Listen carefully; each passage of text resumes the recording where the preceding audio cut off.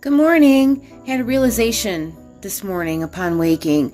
As a healer, each one of us has certain themes in their lives. And throughout our lifetime, we're going to have these themes reoccur, and maybe different themes come in as we resolve other themes. Okay, here's what I mean. So, for example, around me, I have a lot of older women who have had husbands pass, and they just cannot get past this. Not to say that you should ever forget the person that you love. I mean, especially if this is like a soulmate or just the person who really is your person.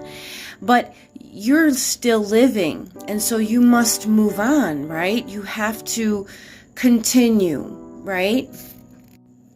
I mean, even though if it feels impossible to continue, I'm talking about, I have people who have been married for 50 or 60 years and suddenly they're for the first time single or alone, and it feels awful. So with working with this theme over and over with many people in my life, I think I might have come to some solutions. One is honor that person's life. It will make you feel better about moving forward if that's what you need to do. So honoring their life on your daily basis. Maybe it's starting a charity, maybe it's talking about them, maybe it's, whatever it may be, making videos to remember the good times, things like this. Next is accepting that they left before you and that you're still here, and that there are a lot of people who need you and depend on you, not you and him or her, but you, and that your life has lots of meaning and you're needed. And then finally, some people have been speaking about visitations from their loved ones, and I have been able to see and research over time that most of the time what is happening eventually is that either one, the spirit becomes earthbound because you're anchoring it still here. Okay, that might be your reality. That's not always the reality. Or two, you actually have the energy of grief has created an entity that is now attaching to you. And the longer that you sit in the grief, the bigger the entity becomes and the more it feels like the real person. So that's part of it so far. Okay, part 2. I want to continue on the concept of the grief entity. So everything is energy, right? And when we leave this body, we are in energy and we have a signature. So even our memories have a bit of that signature as well. So what'll happen is that grief is a very dense and heavy energy. And imagine, like, say you have a pickle jar and you wash out that pickle jar and then you go and you put something inside the pickle jar and it still smells like pickles. Okay, think of that concept. Now, your grief is like what you're putting inside the jar.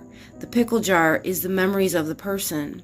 So whatever you put inside the jar is going to now resemble the pickles, the smell, the scent. You're going to say, "Oh, pickles." It's the same with this entity, this grief energy. If it's so heavy and it's so much, it accumulates over time. And that is how entities are created. Now, an entity is no more than a big bunch of stuck energy. That's it. It's truly what it is. It is.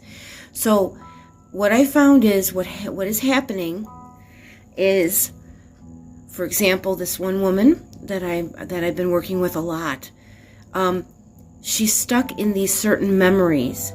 And I found that the energy around her, which is so thick now I would almost call it an entity, gets very excited talking about the the most distant past. And it's feeding off of her grief because it wants to still remain, because now it is a thing, right?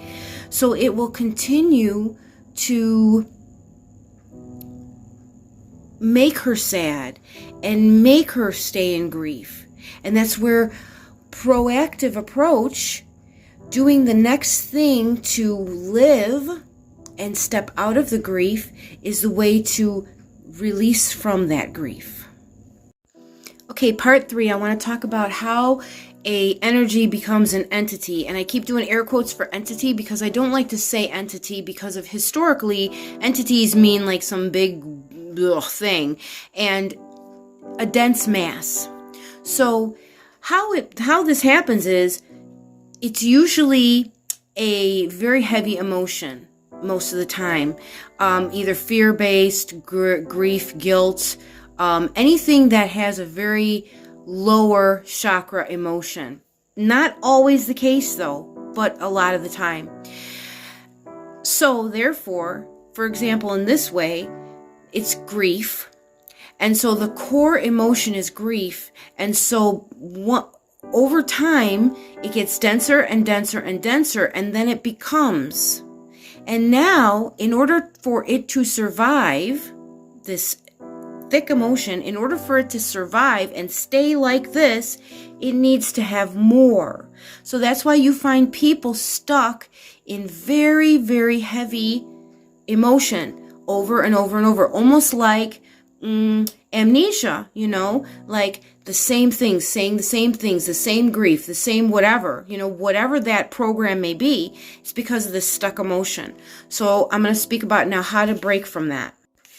Of course, the easiest way to break from that is to see an energy healer so that they can recognize that and remove that energy.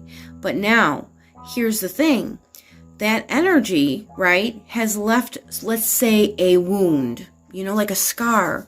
So we may take that away, but that scar still remains. So whenever there's a trigger for, let's say, grief in this moment, it'll attach right there. So what do you need to do as the person? You need to start healing that scar, going over those moments that used to give you grief and find joy, remembering the person as they were, the love, creating that, healing that moment, the trigger. That's how we heal all of our heavy scars, If you notice that you're always getting hooked into certain things, certain behaviors, certain vibrations, a lot of time it's because there is a leftover scar needs to be healed, because every time a new trigger comes in, it will reattach, and then you'll start creating this thing. So this is one major way, and easy way, is by seeing a healer. Otherwise, it's just by every day choosing happy moments and replacing sadness. We're into a part 4. I want to talk about healing yourself in this way. So how do you do this? How do you start dissolving this thing that just wants to keep feeding on this grief, right? You recognize that, oh my gosh, I am constantly sitting in this particular emotion, be it grief, be it whatever it may be. I'm talking about grief though now. You recognize it and you say, okay, well, what is the opposite of grief? Okay, well, it's joy, happiness, things like this. So it's sometimes very hard to break away from this grief. So when the triggers come in, maybe first sit with the grief. Experience the moment. Make it not hurt so bad. Maybe it's a memory that comes in because you're doing something that you and that person used to always do. Well, now, honor them in that moment. Thank them for the time that they had with you, and then experience that now I'm doing this on my own. And then replace the moments with new things. This is where I was talking in one of my first clips about honoring the person with maybe charity, maybe speaking of them, making videos about them, remembering them, using their experiences to help other people, whatever it was maybe that they love to do, their hobby or something, going and finding a group like that and maybe giving their things to them, or, whatever it may be, to honor that person's memory. And now you're making positive experiences in a very sad time, right? And so what that does is that slowly breaks up this dense grief that you're holding on to. Now I've heard, well, I can't do that. I can't do that. You can. You can, because you are a human. We have this flesh. We are able. What I suggest right away is start your day off with a shower. Clear the energies from overnight. Clear yourself clean. Put some salt in your shower, in your bathtub, whatever, because salt breaks up energy. Start that morning off with, I am going to be happy. I am going to start leaving footsteps in this earth in a new way. Another thing that I suggest is steaming with chamomile and steaming with some of these herbs that soften energies and break up energies. Another thing you could do is start bringing back the joy. Start doing the things that they used to do for you, buying the things they used to buy for you, because you are still here and you're still alive, and there are so many people who still need you. Your family needs you, your friends need you, and the new people that have never met you still need you. You're special. You're important.